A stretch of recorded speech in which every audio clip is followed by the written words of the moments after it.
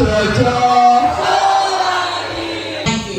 worsen the situation. Now, how is technology widening the knowledge gap? What is knowledge gap? Knowledge gap, according to the knowledge gap hypothesis in 1970, refers to the difference in the acquisition of information between the educated and the less educated individuals. We all know technology is meant to make life easier, right? Technology happens to be the application of scientific knowledge in solving problems. How does technology hereby exacerbate the knowledge gap? Limited access to technology means limited access to the internet. It also means less information for the people that do not have access to technology. Let's say, for instance, during the COVID-19 pandemic, a lot of countries could not adapt immediately because of how their technological level was at that time. Personally, in Nigeria, the rural students could not enjoy the online lectures, the video conferences, the digital resources. Why? Because it wasn't easy for them to use the low internet speed to access such technological appliances and technological opportunities. Now, moving on, when we talk about how easy it is to access technology, you might want to say it's not just to use Google. It goes beyond using Google. There are a couple of sites that you have to access unless you cannot access this site unless you have an ID. How many people know about how to get quality information online? I beg pardon, my phone back. I've been waiting to get charged. Setback, YouTube recommendation can lead users down rabbit hole of misinformation, especially on topics such as health and politics. Misinformation on the internet is something that happens rampantly as a lot of people just digest whatever information they see. It takes critical thinking skills to know what is right and what is not right, what is fake and what is not fake. Misinformation, however, means no information. If you don't know or understand what you're digesting, you literally have no information about the topic. Another one is how we know technological advancements is what we have today. Job opportunities have changed. Tech pros have jobs now. If you do not have knowledge about how to use a lot of gadgets, if you do not know how to maximize this opportunity, you are at the receiving end of the knowledge gap. The tech pros are the ones taking over the job. We have a lot of people out of job because they don't have the skill set. And instead of technology to bridge the gap, the only way to bridge the gap is to know how to use technology. Moving on, I'm also going to be talking about how it is not easy for our parents. Or is it easy for our parents? Recently, a classmate of mine spoke about how our mom called her to explain how to use Telegram, something we started using a long time ago. The Gen Zs have more information. We know how to use this thing. We have the knowledge. Our parents, however, do they have the knowledge? Are they existing? Do they have to know these things? Of course they have to. But then, because of how technology plays a significant role, everything is now digitalized. It is not easy for them to have knowledge, to gain knowledge, because to even use these things, we need to use technology. Thank you very much.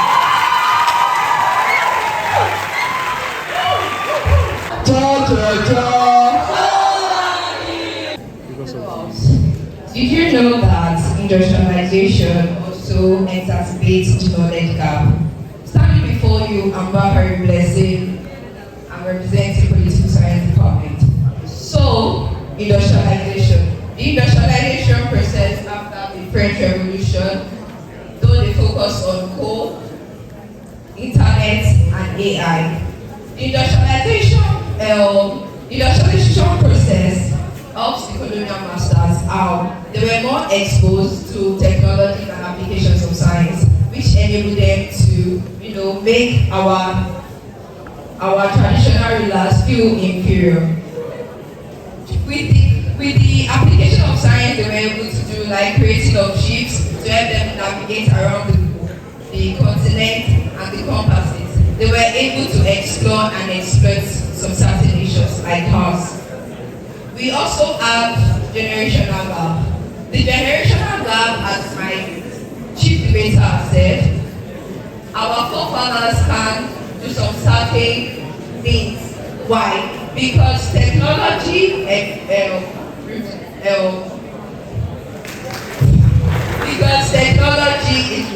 revolving. As time goes on, the technology that was in existence in 19 is different from the one in 2000. For example, the internet. Our parents or grandpas and grandmas, some of them can't access the internet the way we can. It's a generational gap that technology has brought. Then we also have the research method.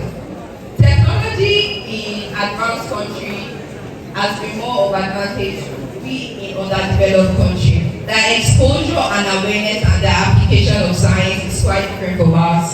As we can see, some countries like Apple make small investments in advanced countries that they do in underdeveloped countries. So, which leads to more investment, economic growth in developed countries than in underdeveloped countries.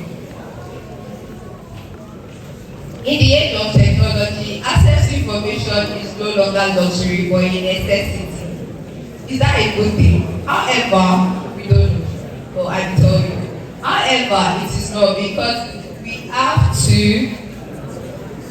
we must address the disparities in access and digital literacy to truly close the difference.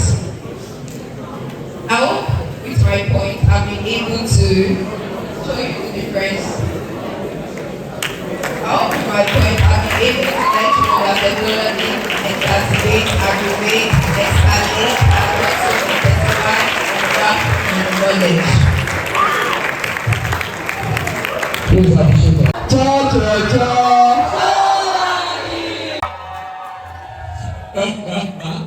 Shady bars. No shady, you know what? No shady, you know what? Alright, shady bars. Who said Podium? Okay, and then let's move on.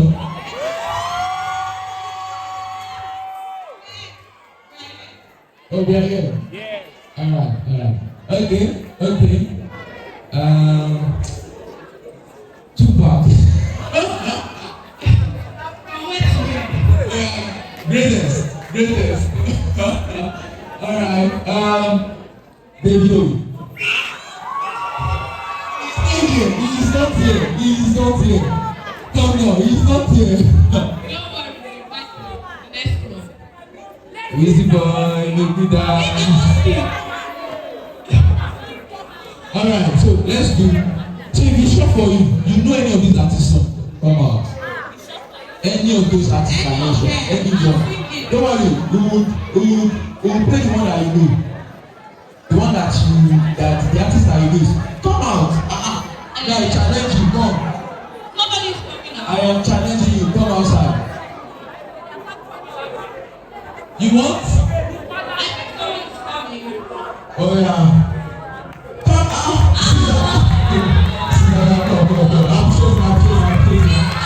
I'm chasing.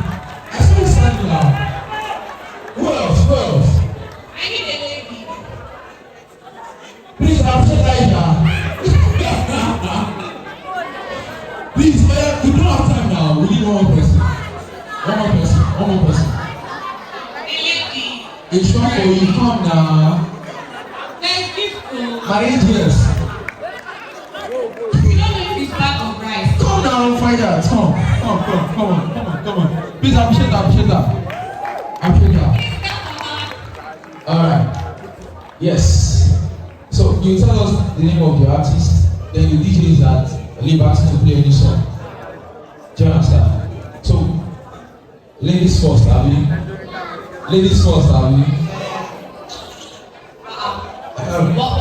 What? Okay, you want to do ladies first?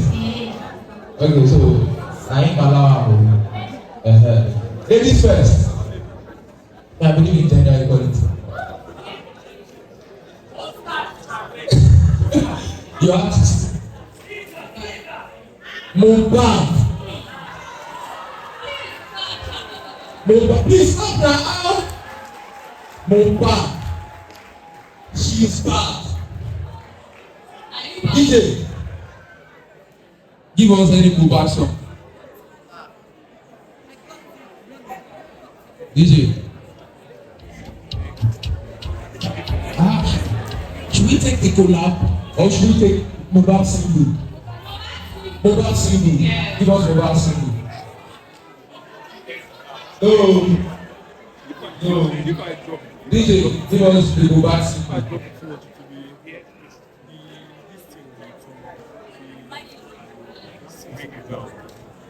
So she's going to complete the lyrics wherever the music stops.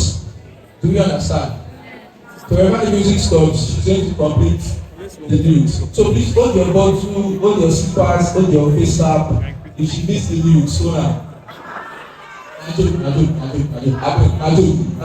Don't go now. Are we ready? You sing me.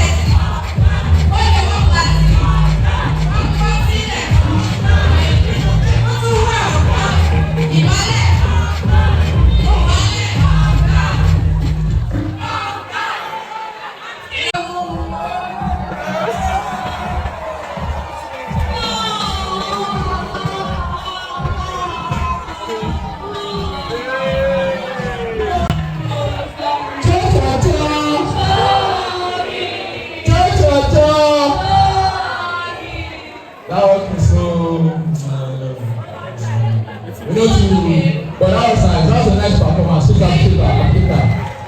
I'm Chika. So on behalf of Magic Lab Academy, I have something for you. You want me to talk now? No. Alright, please appreciate Caesar. Your artist Caesar. No shame, no shame, no. Alright, DJ, please give us. Let's have it. See, for Caesar, that is where he's sitting down. So if you miss any line, yes, it's near you, Abi. You know what to do, Abi, because there is no another allowing slander to share his music. DJ.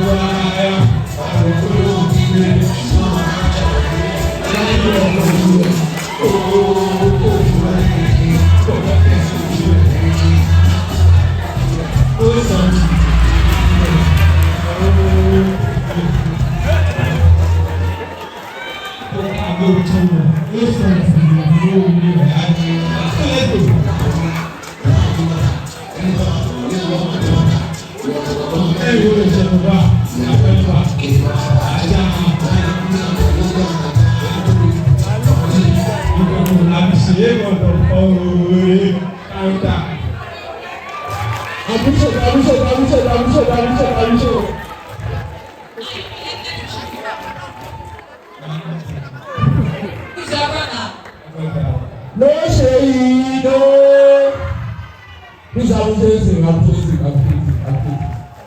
Eh? I'm maybe go to one for. Please, note them. Oh, we have it here already. Please, step outside. Step outside. On behalf of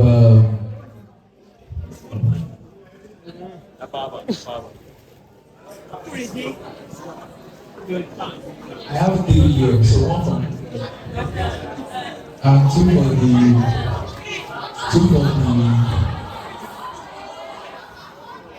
so we should do one from opponent, so it won't really matter, but then it won't really matter when they are collecting the point. Do you understand? So your performance.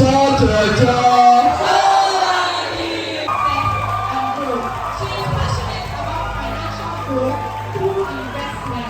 Our mantra is to make money while acquiring knowledge. Please make welcome Melina Flavour. Okay, so quickly before she starts, please, I just want to repeat again. Please, as much as possible, let us not distract. A simple snap of his finger is enough to show that. Alright, you have the floor. You have 5 minutes.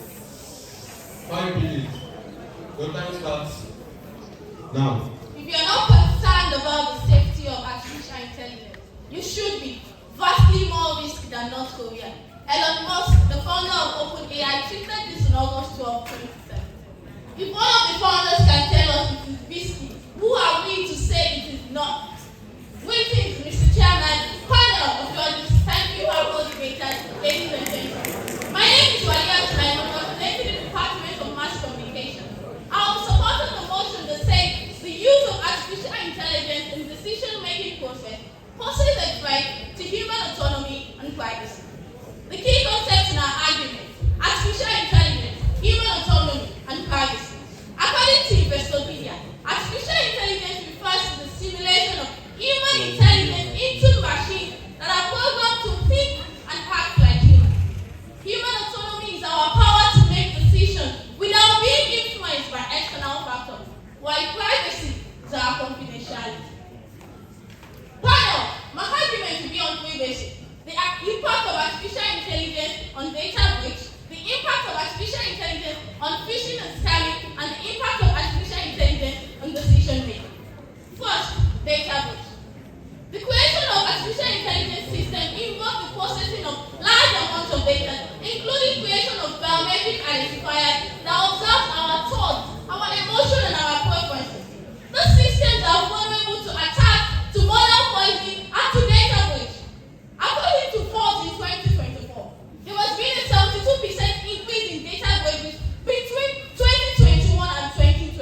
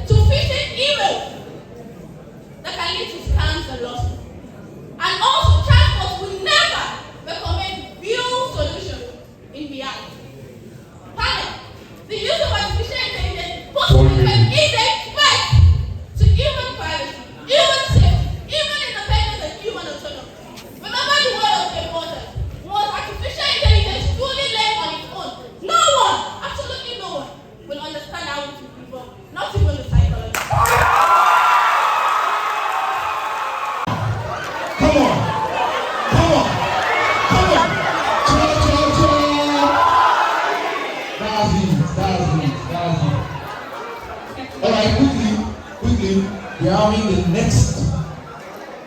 chief speaker from the Department of Psychology. Psychology department, please welcome the chief speaker from the Department of Psychology, and she is Abayomi Khadija. Abayomi Khadija, a 400-level psychology undergraduate, is a dynamic public speaker and debater, building her skills through years of participation in interclass competitions and faculty debates. Notably, she gained an undisputable victory as the champion of the Science Ladies Empowerment Department Empowerment Debate in 2019 and emerged as the top speaker in the prestigious China in My Eyes public speaking competition. She has amassed various experiences over the years in public speaking and debating. Please welcome Abayomi Khadija.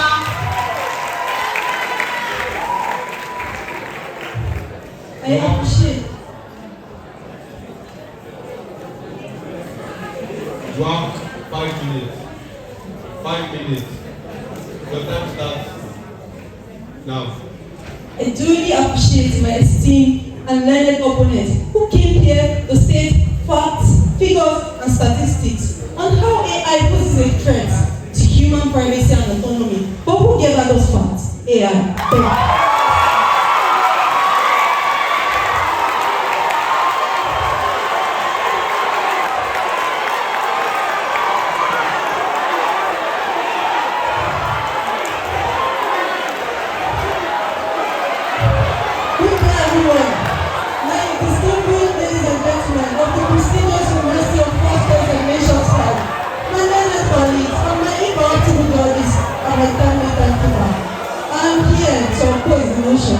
That the use of AI in decision-making process poses a threat to human autonomy and privacy, and I stand on that fact. First, I'll define the terms. Artificial intelligence is a simulation of human intelligence. In simple terms, while privacy is the right to have an individual's choice of information within their reach without it being breached. And also, autonomy is that fundamental right to make decisions without intrusion or coercion. And I'll start by saying, according to Jimmy Remedy, he said, artificial intelligence is not here to replace human intelligence, but to augment or assist it. I am standing in front of you proudly with information and facts from AI, and I'm telling you that it doesn't pose a threat to our autonomy and privacy. I'll start by saying, number one fact, why AI does not pose a threat to us is because of the enhancement of privacy. I will implore us all to check our phones and look at our WhatsApp. For every new chat, there is always an inscription at the top that says WhatsApp messages are end-to-end encrypted. Even WhatsApp has no access to it. Tell me what you're saying. Also, according to the statistics that was done by Deloitte, the survey research that was done by Deloitte, between 2019 to 2021, a lot of respondents, which amount to 73%, clearly stated by that the AI is very, very good and much better at handling sensitive information. I'll give a simple analogy. When you have a secret, as a psychologist, I'm telling you it's too heavy to bear, but the machine does not find it heavy and keeps your secret for you. Then another point is the fact that AI saves time, energy, and also makes processes faster. I mean, without the use of AI technology, we won't know that we need a mic to make my voice louder for you to hear me. Also, I would like to state the fact that we know that AI only gives us suggestions.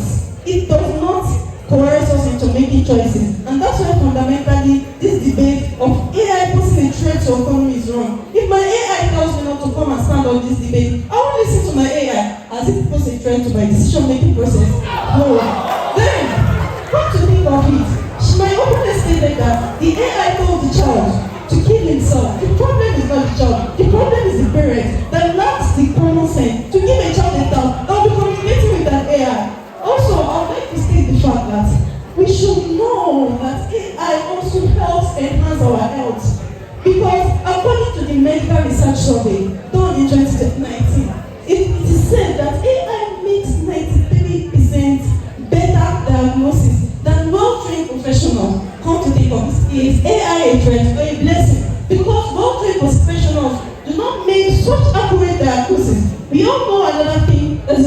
towards our phone, which is the pedometer. I personally take more steps because of my pedometer. And lastly, I would like to state the fact that if truly AI is interested in our privacy, I mean, what will AI not know that I love my privacy so much and I do not need to know how a person made 100,000 naira in 3 days using Forex? Come on YouTube, but last time I'm not interested in that. If it was really concerned about my privacy, it's not that. And lastly, the use of autocorrect. We should all know that autocorrect is by AI. And autocorrect being done by AI, it is not interested in our privacy because it will know that that is not what we need to say. Talk about me saying I don't know, trying to tell my lecturer I don't know, and it's changing to idiot. I mean, come on, AI is wrong. And to end it all, I would like to ask you a question. And let me tell you, without AI, will we all be here? Thank you very much. From the benevolence of the maker that we expect our friend. And it is certainly not from the benevolence of a computer program created by a few for a profit that we expect salvation.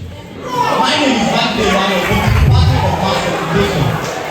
Ladies and gentlemen, there are three philosophical foundations on which human autonomy is defined: self-rule, rationality, and self-determination. And it is known that these three key fundamental elements are being threatened by artificial intelligence in our everyday lives. My argument is based on two solidified evidences. Firstly, that artificial intelligence has enhanced discrimination and marginalization in our society. Secondly, that artificial intelligence has reduced the room for creativity and it has reduced the room for originality in our society. Just like a chef in the kitchen, permit me panel has spiced my argument with insight and facts. On the first issue, artificial intelligence has enhanced discrimination and marginalization in our society. But before we can agree to this, we need to understand how artificial intelligence really works. Your AI machines, your artificial intelligence machines rely on structured pattern, which means that the way the programmer or the developer has programmed it to be, that's the way it's going to work. And based on the bias of those people, that is how it's going to work. Whatever instruction you ask to carry out is going to work solely on the bias of those people. And if the foundation is destroyed, what shall the psychologists do? Nothing. According to the University of California in 2018, it was reported that mortgage firms that rely on artificial intelligence and not reading usually end up having higher interest rates, giving higher interest rates to people who are black than people who are from other races. Why? Because their not reading is biased already, and if it is biased, what can you do? So most times you might be applying for a job and you'll be wondering why you're not getting the job. It is because a machine somewhere is biased and it is therefore not giving you that particular job. And that's answer the question to why Alexa or Siri on our phone can answer questions that has to do with historical background or history of our culture.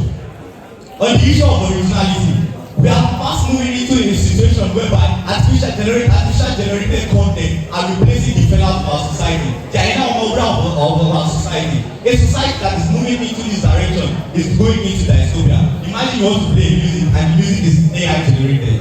Is there any emotional connectivity there? No. Ladies and gentlemen, there is just one recommendation. Only African solutions can solve African problems. So if we need an artificial intelligence that understands us as a people and that can work for us. I'm going to leave this podium by saying, no matter the matter my opponent wants to bring to this matter, ladies and gentlemen,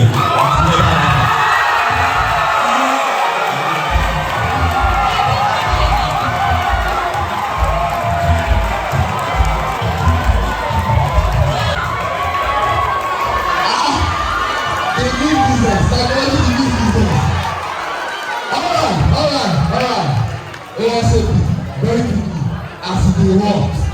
Please welcome with me to the podium the rebuttals for the Department of Mass Communication.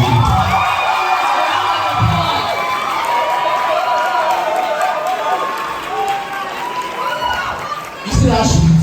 And all things video. You have 1 minute, 30 seconds.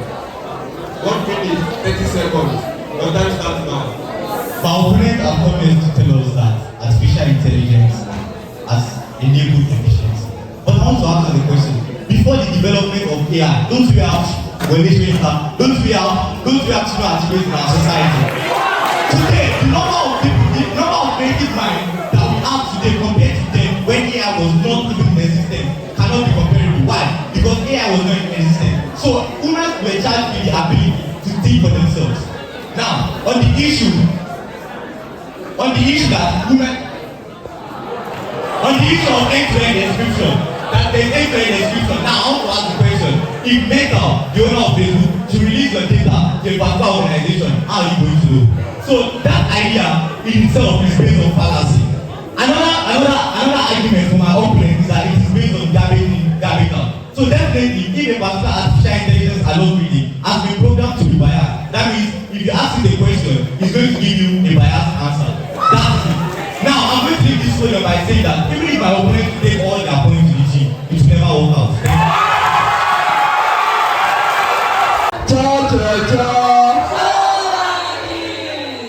Alright, ladies and gentlemen, very quickly, let us have the rebuttals from the Department of Psychology.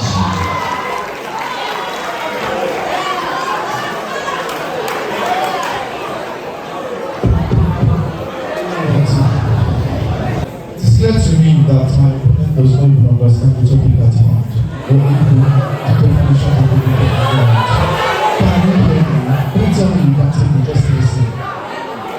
It is clear to me that my opponent does not even know the topic at hand. AI is a tool that helps you analyze data. That is what it is used for. Humans do not like problems. If we see something is going to give us problem, we put it away. Please, mass communication is a tool, not I digress. But let me say it once again. AI is a tool. The tool, what the user uses it to do. If someone programs something, it's not the fault of that to listen to me. It is not the people that goes to the farm. It is not the songs or the media that poses your problem. It's whoever writes it. If anything happens, carry the person to court. If Meta releases your data, carry Facebook to court. You collect your money. Please, once again, it is a tool and not a human being. That is the point of this particular debate. Thank you.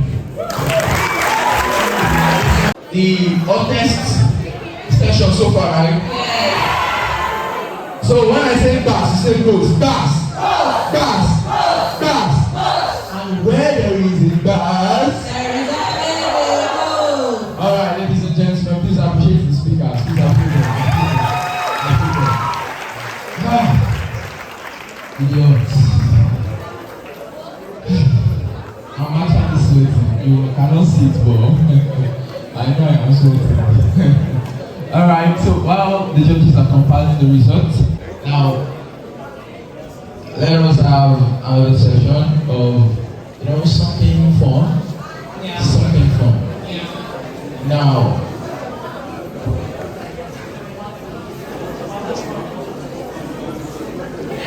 Now before we have our games, and we have a spoken word performer in the house.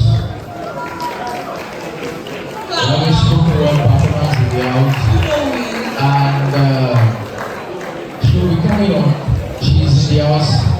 Yeah, she's in the house, and she will be coming up soon. But I can see that we're having conversations and discussions like. Please, I need our rapt attention. Like, just pull your focus on me. Right now, just focus on me. I mean, so now, ladies and gentlemen, please appreciate our spoken word performer in person of Mo Yosore, and she is from the Department of Psychology. So please appreciate her, please. We are standing in a grand hall waiting room for the ruler of worlds to bestow on us these precious things called gifts. He pours them out, how and on whom he deems fit. Some are given entire galaxies. Some now hold healing powers. When I reach the front of the line, mine is a book of incredible things. The ruler of worlds calls it poetry. Says each page will guide my heart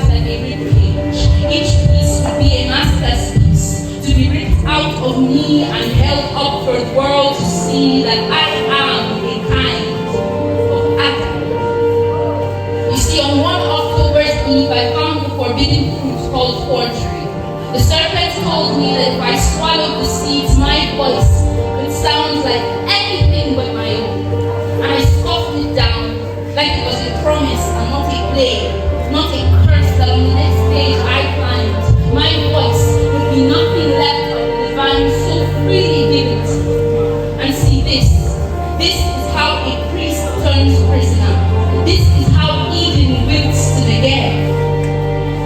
When will it be my turn to be the sun? When will I be the one to post the viral reel that goes in circulation? You see, saplings like me are sick, and sometimes we are quick to think like this.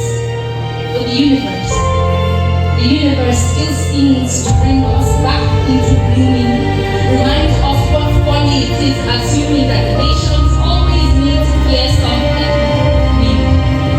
Aren't the most beautiful of things often the most repeated? Gospel, gold, a last one's name, a song from the soul. And there are great zeniths that I am yet to reach, but there are lessons of love and faith that I must teach, even as I am still learning. And yes, it has woken me up in the middle of the night, my error, believing that my soft, strong storytelling wasn't good enough to elicit terror, to shake the crowd. I really did forget what poetry was all about. How laughable is it for a chef at a restaurant to ask you to greet him, or for a hired nanny to demand that you change her diaper, or for a young poet to demand your oohs and ahs as if she's not the one called to feed your spirit. You see, a poet is a lot like the Holy Spirit, listens to all the shiny things her children want, but knows which ones will prick them, which ones will cause them to bleed out. You see, a poet is disciplined to dish out the manna on which you daily feed. Any poet knows which words you want to hear, but a good poet will first give you the ones you need. I am a good poet. My spoken word is a bloodthirsty sword that will not be bent back into her scabbard. Consider me stepping on Satan's nose, an occupational hazard, and I sense that there are other artists in this room who are already conquering fields, already being the helmets, capes, and mighty shields to this move of holy war. So will you join the fight? Show up for our debate nights, defending our art, defending our hearts, spending sweat, time, and money because the message in our work is what. And there are those that think they know better, who will beg us to go against our season, but we were never built to surrender. We were never made to give in to keep pleasing. So fellow Adam, remember that an artist is like God. The critics might not always get all the works out for good. Get it? All the works out for good. For the ruler of world's glory. For him touching hearts through us telling our stories. So fellow Adam, let's be light. Not just for the glamour, the glitz, or the greed. Let's be light, so that the lost ones can use us to see.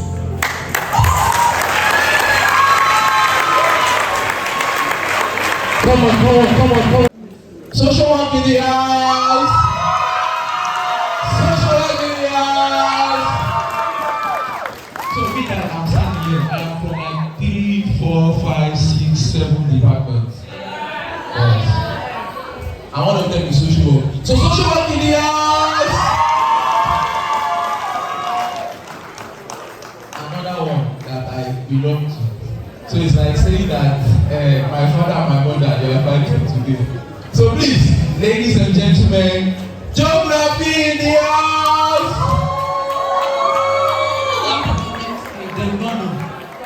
Don't worry, you have a supporter in me. That's the mask of that, they don't but then, yes. Now, ladies and gentlemen, this roundable between the Department of Social Work and the Department of Geography. the Department of Social Work will be opposing the motion, right? And the Department of Geography will be supporting the motion. That's it. The growing influence of artificial intelligence, AI, if not regulated, poses a threat to human employment. Do we get that? Alright, again. The growing influence of artificial intelligence, AI, if not let me take it again. The growing influence of artificial intelligence, AI, if not regulated, poses a threat to human employment. Very good. So for our first speaker for this session, ladies and gentlemen, we welcome the chief speaker from the Department of Geography in person of Lamina Ayomide, a 200-level student of the Department of Geography, is a smart and hardworking individual with a knack for intelligence, particularly evident in his skill as a scriptwriter. He has also worked with a number of prominent directors, with his dedication and creativity shining through his work. Please make welcome Lamina Ayomide. Alright guys, please, once again, please, as much as possible, let us not distract them. A snap of the finger is enough. Do you understand? Alright.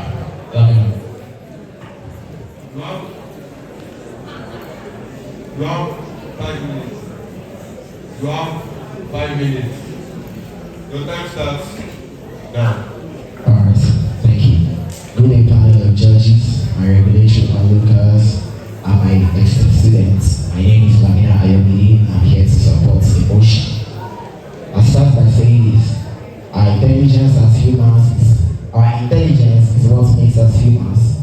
Our intelligence to smell, our intelligence to feel, our intelligence to sense, which multiplied movies on the human body. Now, I'm going to say this here, that my co-debater is going to come up with an hypothesis to back up her claim. But I just want everyone here to know that it's just going to remain an hypothesis, and I'm going to refute the claims and show the danger that AI proposes. First and foremost, it will be real of me to start without defining what AI is. Now, AI can be defined or referred to as computer systems capable of performing complex tasks that historically only a human could do. This definition right here shows the danger of AI. AI is not here to help advances in human employment. Neither is AI here to supplement, neither is AI here to assist. AI is here to replace humans off their jobs. That's the definition right here. Get it. I beg plug my phone back. And frankly speaking, these jobs are what both our male and female we use to depend for our means of livelihood, the means of our survival. AI is after those jobs. And some might say AI is after the touchable jobs. But I'm going to tell you right here that AI is even after those jobs that they claim are untouchable. I quote a sentence from OpenAI CEO Sam Altman, and he said, "A lot of people working on AI pretend that it is only going to be good, it's only going to be a supplement. No one is ever going to be replaced."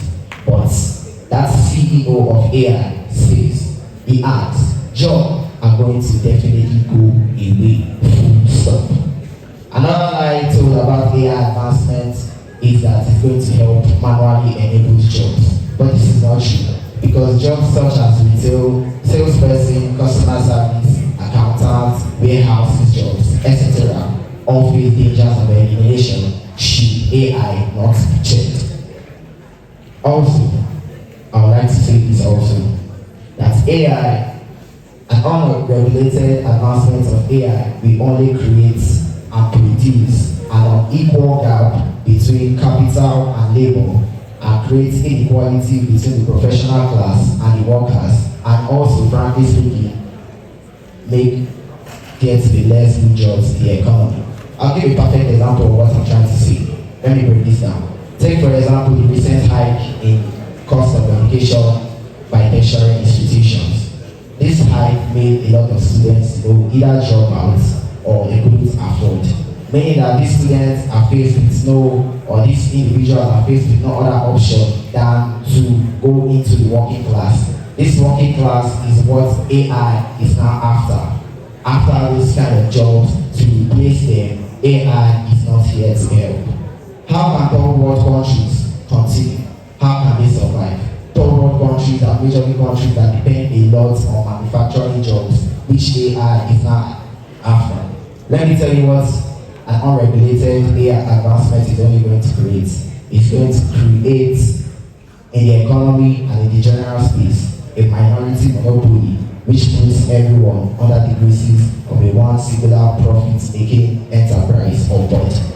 Now, to end my debate, 1 minute. I would like to say this. The reason why I'm standing here and the reason why my co-debater is standing here is our ability to critically think, our ability to critically analyze and respond, and that is something AI will never give us. Thank you.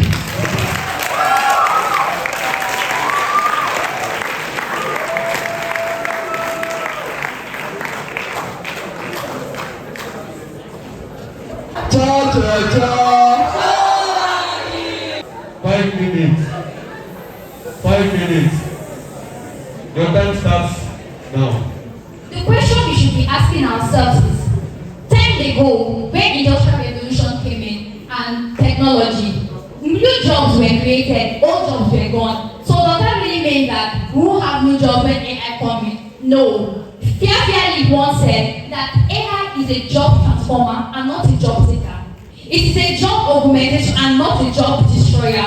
So I want to oppose my opponent, which says that AI is here to replace us. Good afternoon, my intellectual judges, my esteemed audience, and learned co-debater. I am here to strongly stand opposing the motion that AI needs not to be regulated because it can't take our job. Take it for instance, our lecturer can just come to your class and teach you what you know. Lecturers have the feelings of humans, but does AI have that? No. Being a social worker, for instance, we have empathy. We can critically think, and AI does not do that. So how can AI take our jobs of lecturer? For example, if you're looking at the economic sector, one thing to know is that employers can lay off their employees at any time, even without the AI existence, and that is why we have industrial social workers in this workplace. I didn't know law to regulate justice in the workplace. Is this really being there? No, not at all. So social workers are there to help these employees have their jobs and justice. But can AI do that? No. So how can AI then take the job of social workers or any other person? And my learned opponent also says that AI has the critical skills, does not have critical skills to think just like human. Definitely it doesn't. So we are having a critical skill. Can we actually say that AI can take that from us? With our critical faculty, the way we think and the way we act, we can definitely learn new jobs. And I want to give you a statistic as well. Glassdoor 2024 says that the highest paying jobs in the US are AI jobs. For example, we have IT professional, which is the jobs in high demand now. Isn't that true? So for example, you come to class, you go through the academic fund, and when you are done with your lecture and everything, and you get your certificate, you go out to the world and you're looking for job. On that one, and you can't get anything. But for instance, if this our education for is actually channeled and is regulated, do you think that by the time you finish your school, you have AI courses done in your classes, and when you're done, you have the skills that you're able to play it out? Do you think that when you get there, you will have job? Not at all. It is not possible. So with these skills, instead of it to be regulated, we actually opt for upscaling and scaling of our skill. So you don't need to regulate AI. And I want to point this out to you. Those who regulate law are a tiny fraction of the population, which actually are the political and economic sectors of the country, and we the masses are not included. So my argument here is that if these people regulate this AI, which have benefits for us, do you think that they are going to have us at art, our interest on art? No, they are actually going to regulate this AI to favor them and keep us under shit, which we have been for a very long time. Don't you want change? We want change. We actually need a country whereby we all have things to do. We all have say. We all have skills implement that. So my stand, and I'm proud to oppose the motion that AI can never pose threat to any human employment. It could all collaborate with professionals. It could help in different aspects of the country with your different jobs. Just help them and ease up complex tasks, complex jobs, but it can never take our jobs away from us. We are good at what we do. We have our intellect, we have our creativity, we have things that will make us upright. So why will AI come now and say he wants to take away my job? So I stand with this that we need to upscale the AI systems. Government should make policies that will actually help us learn these STEM skills so that by the time we finish and go out to this world, we have things, we can become AI scientists, we can become robotic engineer, and those who finish secondary school, finish your university, you can actually get a job than just wait for me. Thank you.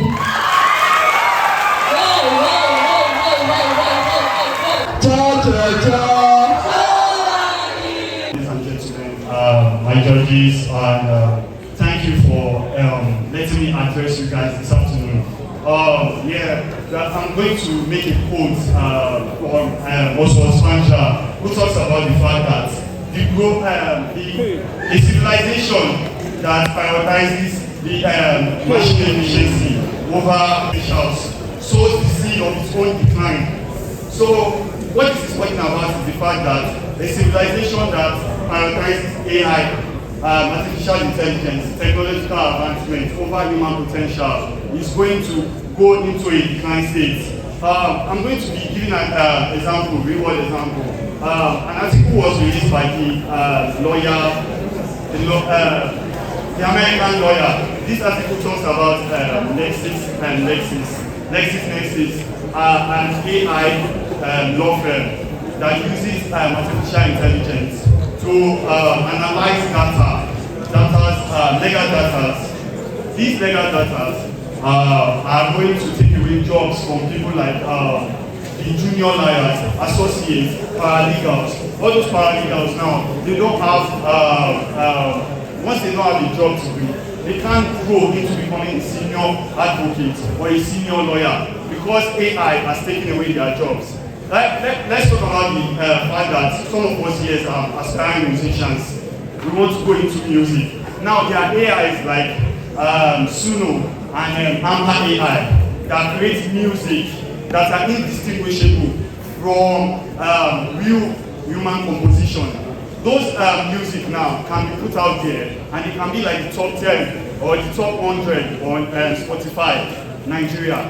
All these artists are thrown out of jobs because they can't be able to enter into the music industry because of these challenges they are facing. The music industry is already hard on its own. Now let's not talk about AI producing music. People that don't have the talent can just use AI to produce music and get into the music industry. A poet just came up here to give us a beautiful poetry. So let's talk about her, for example. She takes time, her skill. She puts in effort, time and everything into bringing out that beautiful poetry. But someone now can use AI to generate poetry, poems from let's say ChatGPT or Gemini AI. Those words that they can generate from there now, they cannot use it as poetry. So these people are not dedicated to that art, but they see the use of AI to just make those poetry. This way, the real users, the real talent, the real skills, the real people that do this stuff are put under.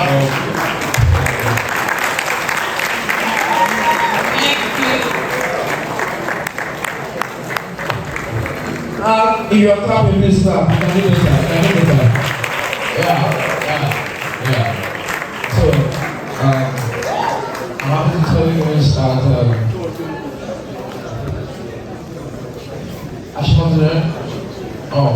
they say my answer is last. Okay. So, ladies and gentlemen, quickly we are moving on to the deputy speaker from the department. Social law. In person. Titi Ofe Odulaja is currently a 300 level student in the University of Lagos. She is studying a bachelor in social work. She is passionate about education and personal growth. She believes that education is beyond the four walls of a class. She loves to volunteer and meet with new people.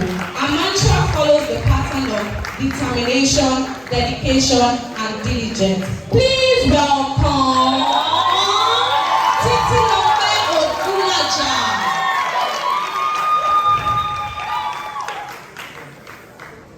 You have 3 minutes. 3 minutes. And your time starts now. Thank you. Heraclitus once said, the only constant thing is change. Everything our opponents have said is based on the fear of humans to adapt to change. People fear AI, people fear innovation, and people have been afraid, even since the days of the Industrial Revolution. My name is Titi Ogulaja.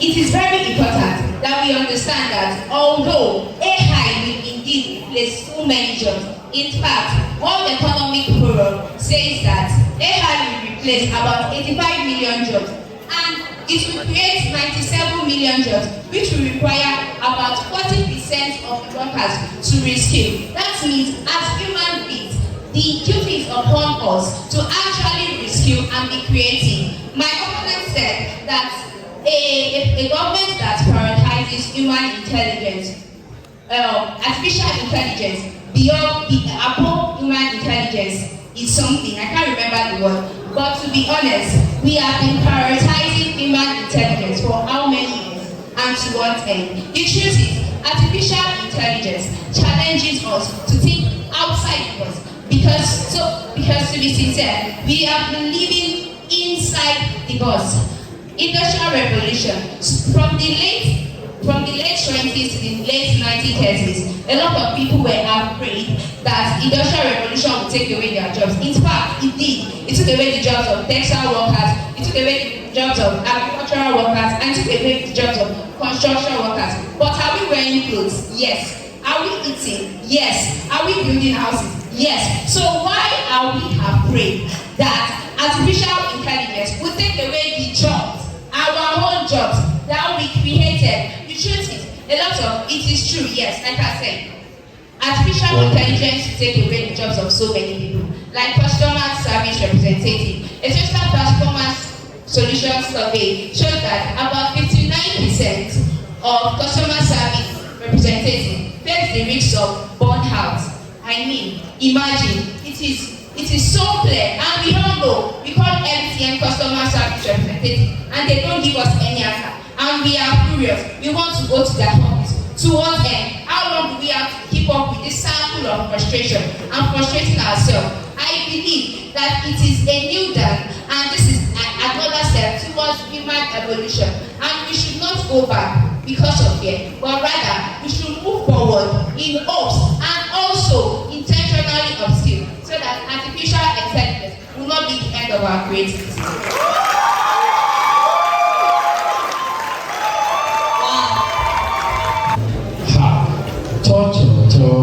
Show working. Come on, please give these speakers a round of applause. Now we are going into the rebuttals. Geography. I'm going to geography for the rebuttals.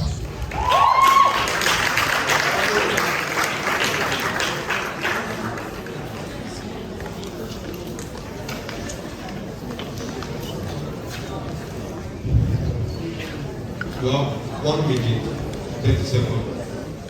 1 minute, 30 seconds. And your time starts now. Okay, thank you very much. So when my co-debater came up, she mentioned something about the need for government to propose policies to back up AI. Policies, it seems she got her synonym wrong, because policies are also a means of regulation. When you make a policy, you are trying to regulate something. So when you say the government should propose a policy about something, it means you are trying to say that thing should be regulated, meaning that in support of what I actually came in to say.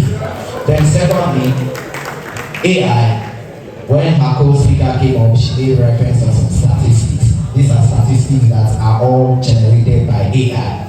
AI that will have been manipulated to bring out fake statistics. As a social worker that you are, how many times have you hit the streets of Lagos to ask people about the welfare, but it solely depends on what fake statistics they are which bring out? Thank you.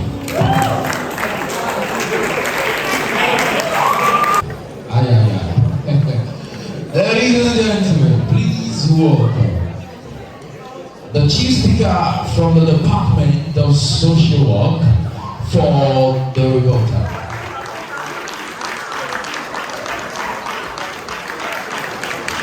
Please keep clapping until she mounts the podium. Yeah.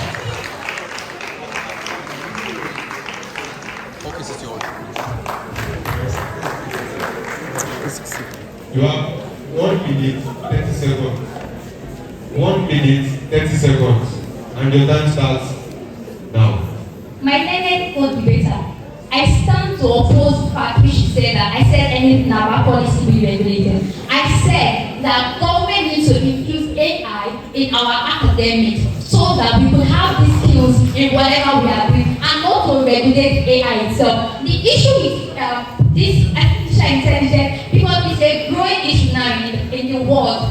And one thing for you to notice that artificial intelligence is created by humans. So we actually give it information on whatever it wants to do. And humans still need to be in the existence to actually program this thing, hold it, and take that information.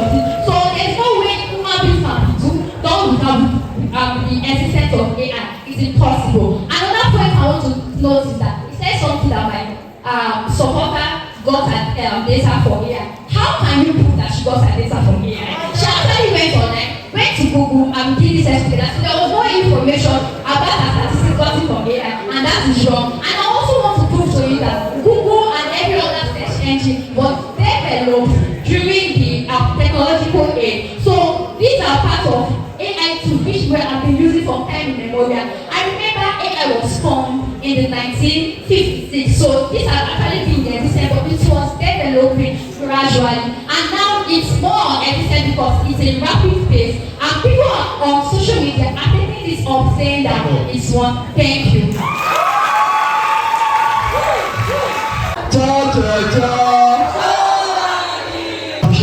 Everyone that stepped out to make a point today. Please stand so that we can appreciate you. Please stand, please. Please appreciate these people. Appreciate them. If you are not clapping, please appreciate these people. Appreciate them. Thank you very much. Please have a seat. Hey. We want to see the result of our workings. Abi? So while the judges are collating everything and grading and then finalizing the scores, let us engage ourselves. If it's sure for you, you can tell me the names of, well, shall I make the first name and second name? Or shall I make it the first name? Okay, so you can tell me the first name of 3 speakers that are not from your department. 3 speakers that are not from your department. If you can tell me their names. 1, come. Sprinted out. I'm particularly smiling now. Oh, but I don't tell you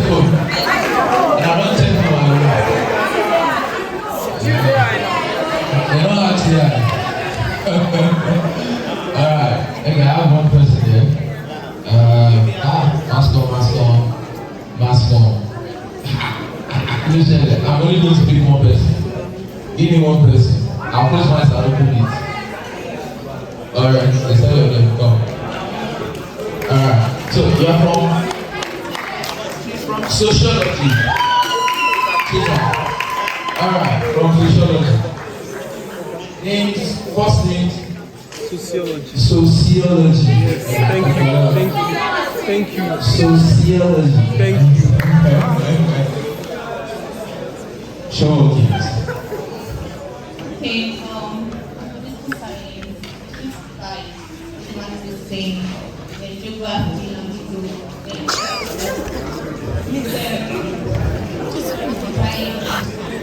Ibrahim, wave your hand.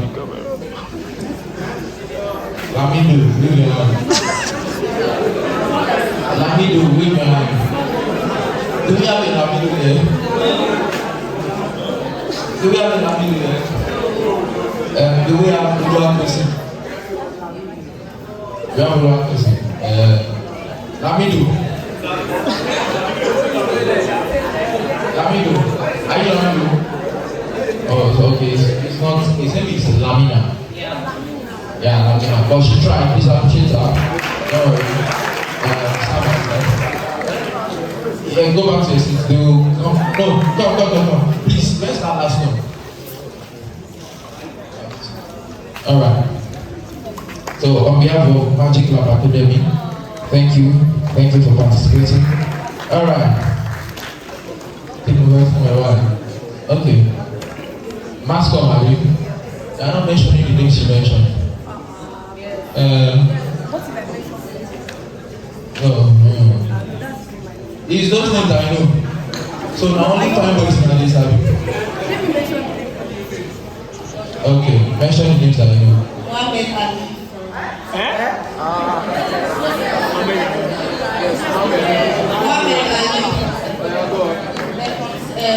Geography, Lamina Ayomide.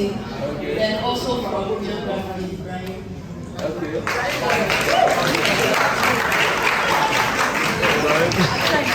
Okay, you mentioned full name. Try.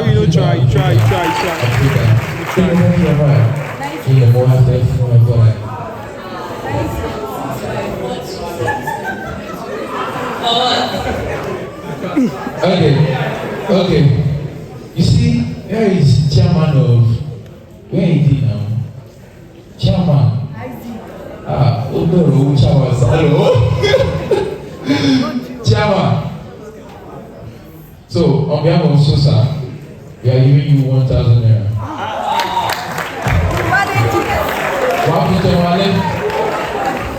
Alright. Okay, so are we set? Please don't. We are set. We've fully the result. We are set. Alright, ladies and gentlemen, this is the moment that you people have been waiting for. Me, I don't think I am waiting anymore. Shall I have it done? Alright. Please, ladies and gentlemen, please welcome to the stage the chairman panel of judges for the Podium, the first edition, Dr. Ebony from the Department of Mass Communication.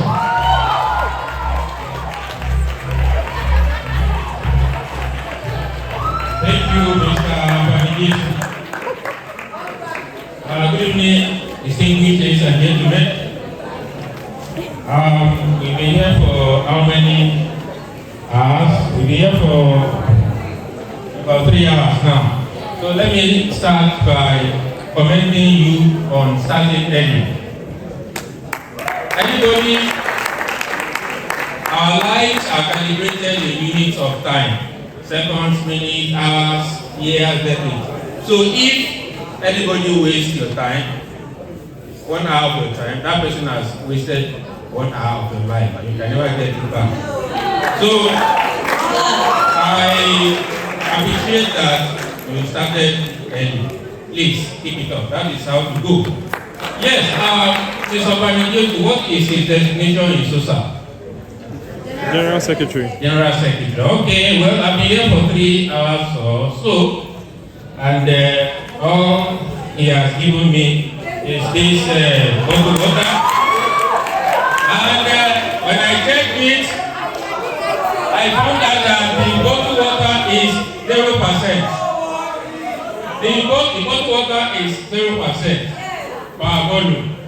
So please, kindly tell him that I will reciprocate in kind when I create this media internship report.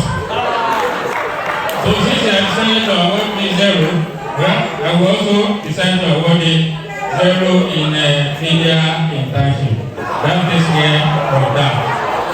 Yes. He was the first person that brought up the idea of media internship. Well, what goes around comes around. Then before I announce the scores, I want to talk about appearance. Appearance is very important. If I ask us why do we dress, most of us do not even know why we dress. But I will tell you straightforward. You are not dressing because of you.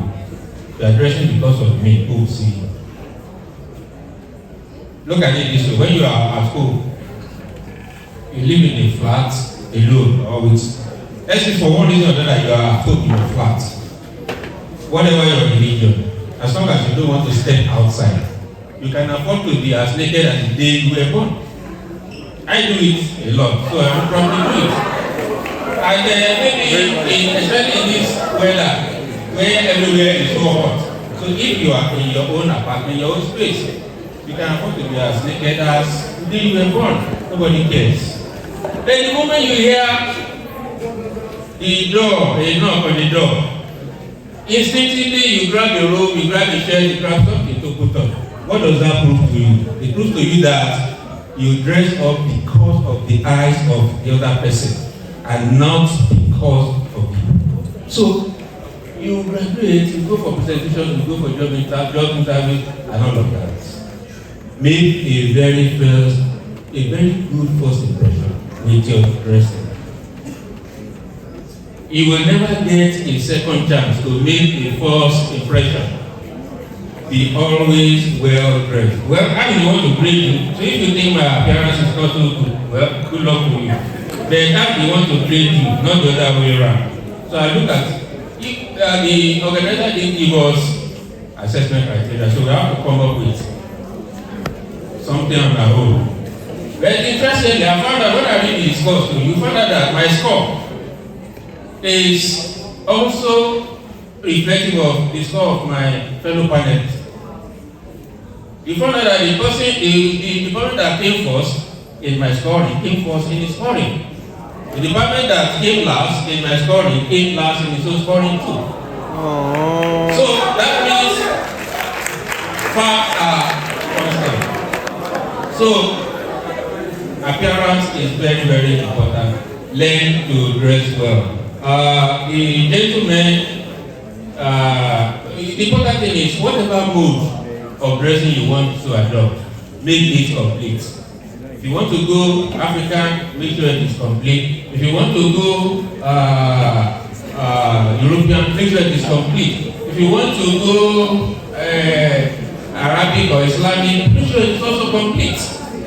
So that is when you make a good and full first impression. There was that lady, what's her name? Is her name Tolina or something like that? That lady second from right. Is your name Tolina? Oh, I thought her name is Tolina because she's tall.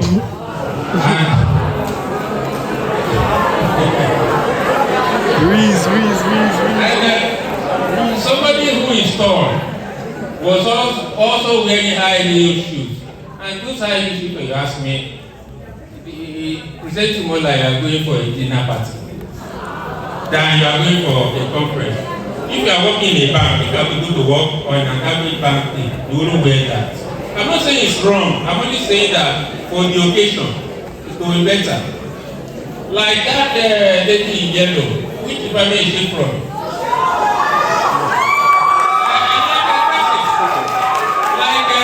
Like this idea in orange and black. I also like her dress because it is full. It's fully representative of the culture she's trying to portray. This man here in neck in shirt and tie, he could have come better if he had put on a jacket to complete it.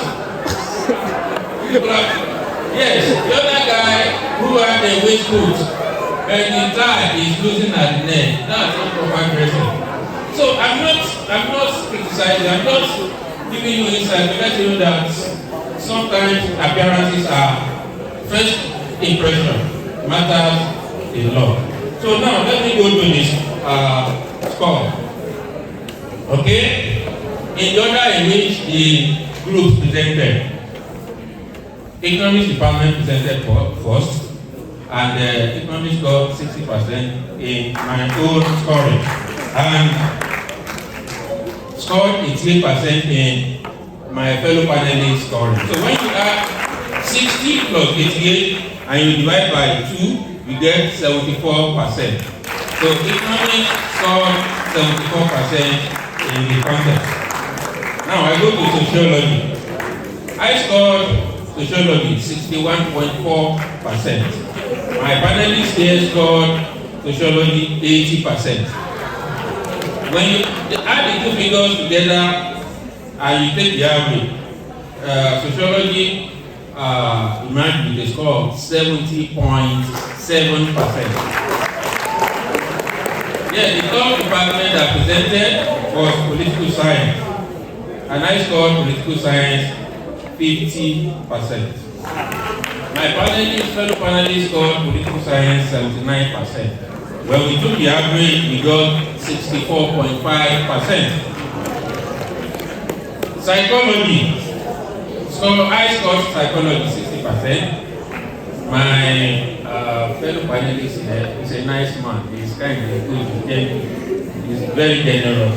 So he scored psychology 91%. So when you add 91 to 60 and you divide by 2, you get 75.5%. Now, mass communication. I scored mass communication 71.4%.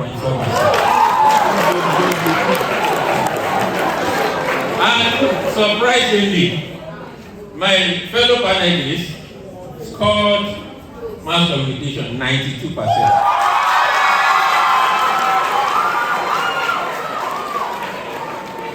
And when you add the two figures together and divide by 2, you get mass com score to be 81%.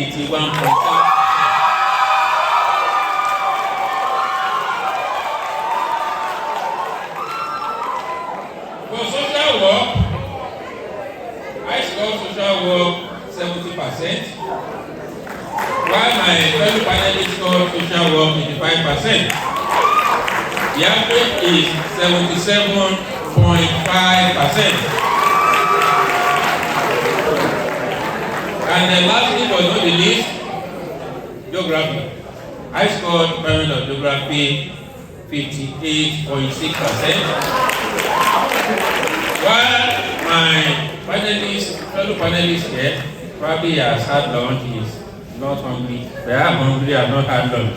So maybe it has affected and influenced my grading. So he scored geography 80%. And when you take average of the two scores, you get 69.3%. So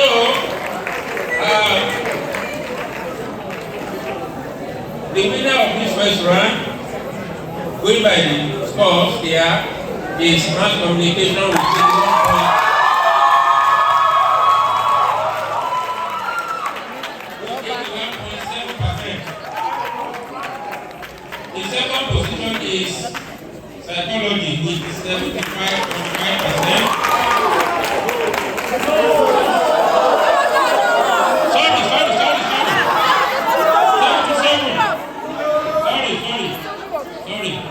The second position goes to social work with 77.5%. And the third position goes to psychology with 75.5%. The fourth position goes to economics with 74.74%.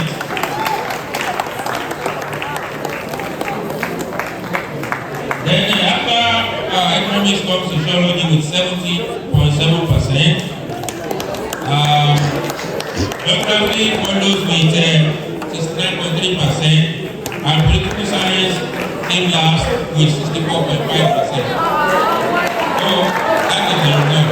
Thank you for inviting me. Please appreciate our judges.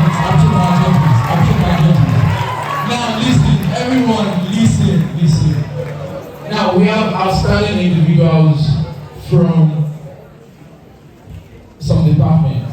Even though their department lost, they will be competing in the King of Tongues category at the finals.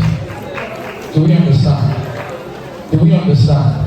Do we get it? I think we had the discussion. So your department might have lost, but you might be opportune to compete in the King of Tongues that you will be going. You'll be participating in the King of Tongues category at the finals. We are going to make the announcement online for you people. Do you understand? Do you understand? We are going to make the announcement online, but I can tell you that I think we are going to have about 5 of them. About 5 of them. So, in the finals, who are we to expect? Mass communication,